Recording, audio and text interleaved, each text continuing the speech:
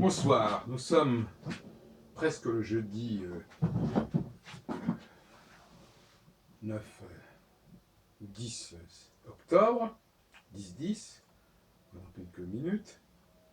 Je vais vous parler des femmes. Je viens d'écouter une émission sur BFM avec M. Éric Zemmour, qui est considéré comme quelqu'un qui est très lucide sur la question de la place des femmes dans la société et sur la question de la féminisation de la société. D'ailleurs, certains de mes amis m'ont dit que mes propos recoupaient ou rejoignaient ceux de M. Zemmour.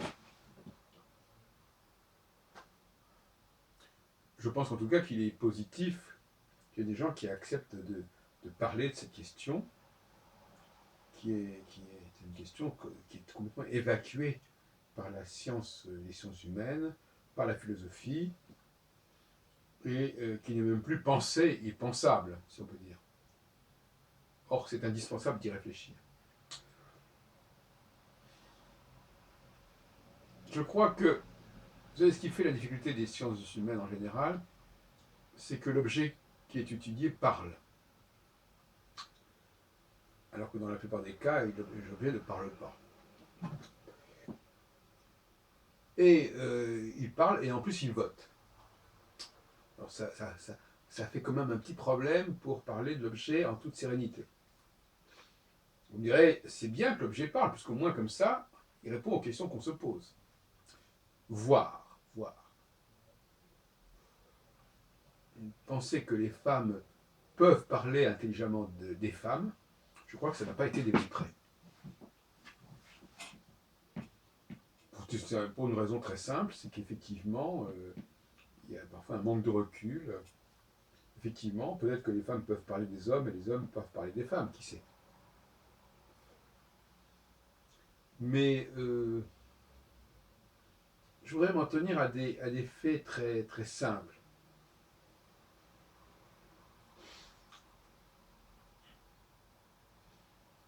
Selon la formule, chasser le naturel, il revient au galop.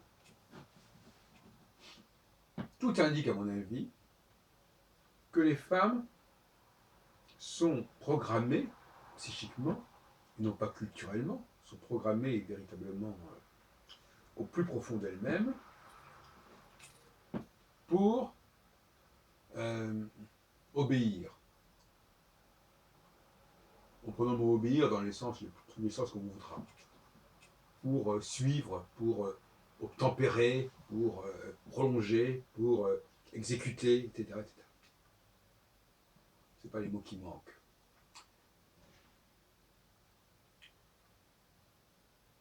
Elles le savent parfaitement, mais elles n'en ont pas complètement pris conscience. Parce qu'elles n'ont pas qualifié complètement leur propre comportement. Et qu'est-ce qui les empêche? Alors, où est l'obstacle épistémologique dans la prise de conscience d'un discours lucide de la part des femmes et sur les femmes? Ça tient au fait qu'on utilise des expressions de substitution, si vous voulez.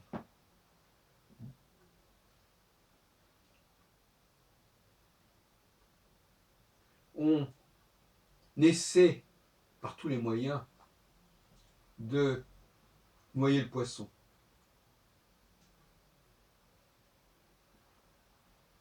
Je vais en donner quelques exemples. Je les ai peut-être déjà signalés précédemment, mais je ne crois pas. On pourrait parler d'une sorte de fuite dans la transcendance.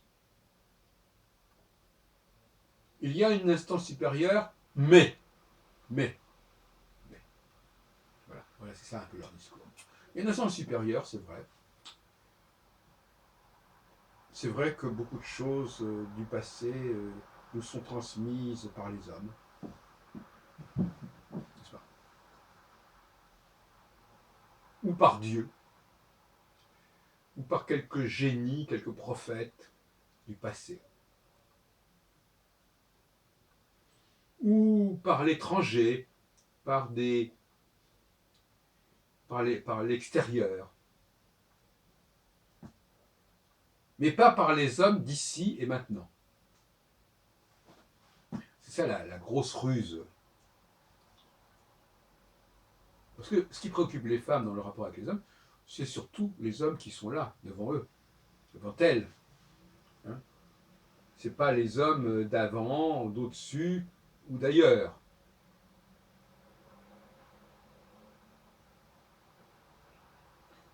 Comme on dit, nul n'est prophète en son pays. Et donc les hommes ont tout intérêt à être en situation d'étranger.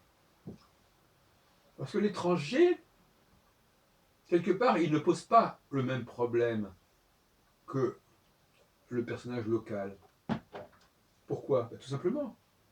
Parce que le personnage local, l'indigène, si on peut dire, l'autochtone, ben, il est comme la femme, dans le même pays. Et donc il y a une comparaison possible. Comparaison qui n'est pas forcément très flatteuse. Mais si on compare à des gens qui sont ailleurs, qui viennent d'ailleurs, qui viennent d'un autre temps, qui viennent d'un autre espace, c'est moins grave. Beaucoup moins grave.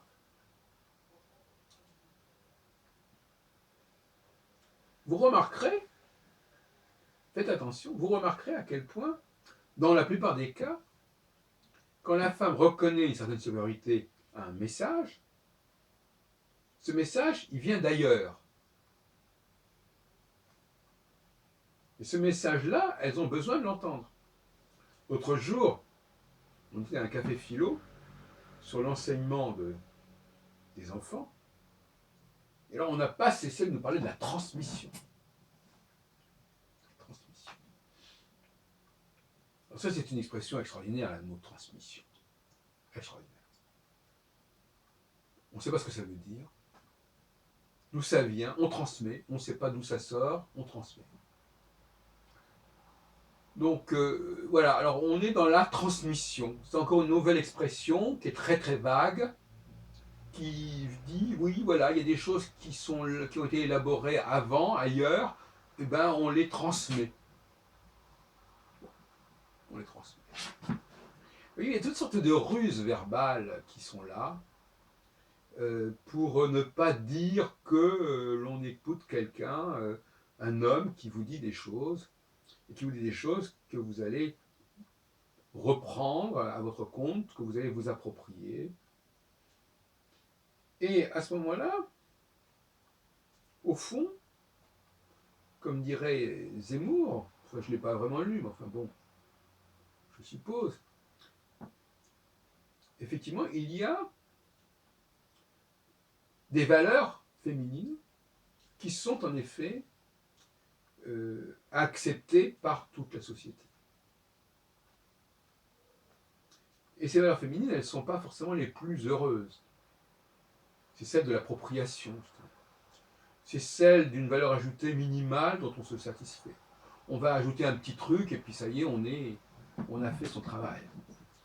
Donc, ce minimalisme des gens qui prolongent quelque chose qui a déjà été mis en place et qui se font toute une gloire d'avoir fait ce petit ajout, eh bien c'est un nivellement par le bas de la valeur ajoutée. C'est comme quelqu'un qui dit « Moi je suis un grand poète, je lis Rimbaud, et je le lis bien, je le lis avec la force nécessaire. » Voilà. Elle est tout content. Il y a 1000 personnes qui lisent Rimbaud, et ils sont tout contents d'avoir lu Rimbaud et de l'avoir rendu à la vie en quelque sorte. Rimbaud qui a vécu au XIXe siècle, la fin du XIXe siècle. Là encore, le passé, un au-delà. Allez au concert. 95% des compositeurs que l'on va avoir au concert à Paris aujourd'hui sont des hommes. Des hommes du passé. Et des hommes. Et ça n'empêche pas la moitié, sinon les 2 tiers du public d'être des femmes. Vous voyez-vous, donc, elles ne sont pas contre les hommes. Et en même temps, elles sont conscientes que ce ne sont pas des femmes qui ont fait cette musique. Mais, ce sont des hommes, c'est là le petit détail qui tue, sont des hommes d'autrefois et d'ailleurs, comme un Beethoven qui est un Allemand, qui est mort au début du XIXe siècle, dans la première partie du XIXe siècle. C'est un ailleurs, c'est un autre part. C'est un homme, ce sont des hommes et des hommes, ou alors ce sont des hommes, des sortes de demi-dieux. Ce n'est pas vraiment des hommes. En tout cas, ce ne sont pas les hommes d'aujourd'hui. Ah non, ce ne sont pas des hommes en vie, surtout pas. Ce ne sont pas des hommes qui sont capables de composer aujourd'hui, parce que s'ils étaient capables de composer aujourd'hui, et s'ils composaient des choses remarquables, pourquoi les femmes ne le feraient pas? Donc quelque part, moi ça me fait penser au jugement de Salomon. Les femmes veulent bien, à la limite, reconnaître leurs limites, mais elles veulent aussi que les hommes les reconnaissent, ces limites, leurs propres limites. Elles veulent d'une humanité limitée et égale. Elles préfèrent une humanité limitée et égale à une humanité qui aurait encore aujourd'hui de la vitalité, du génie, la créativité, etc. Et en commencer par la France. Elles veulent une France où il n'y ait pas de vitalité, véritablement, qui pourrait leur faire de l'ombre. Donc, ailleurs, oui, et que d'ailleurs on importe, pas de problème. Qu'on importe du passé, pas de problème. Qu'on importe d'un autre pays, pas de problème. Mais il ne faut pas que les Français, les hommes français, fassent de l'ombre aux femmes françaises. Alors moi je veux bien qu'on me contredise sur ces propos, mais j'attends les arguments. Voilà ma psychanalyse du comportement des femmes aujourd'hui. C'est-à-dire que de toute façon, elles sont prises dans une sorte de contradiction. Elles ont un besoin, elles sentent que les hommes sont porteurs d'une énergie qu'elles n'ont pas, d'un génie qu'elles n'ont pas, et en même temps, elles n'ont pas du tout envie de reconnaître leur infériorité aujourd'hui, ici et maintenant, en 2014. Donc elles ne veulent pas que des hommes s'imposent aujourd'hui, ici et maintenant, en 2014. Mais elles veulent bien qu'il en ait été autrement autrefois. Mais nous serions les héritiers d'un âge d'or, aussi bien hommes que femmes. Ça, c'est supportable. Ça, c'est supportable pour elles. Ce qui est insupportable, c'est qu'il y ait aujourd'hui en France des gens valables, des hommes valables, et des hommes qui soient plus valables qu'elles. Ça, c'est insupportable, c'est ingérable, c'est invivable.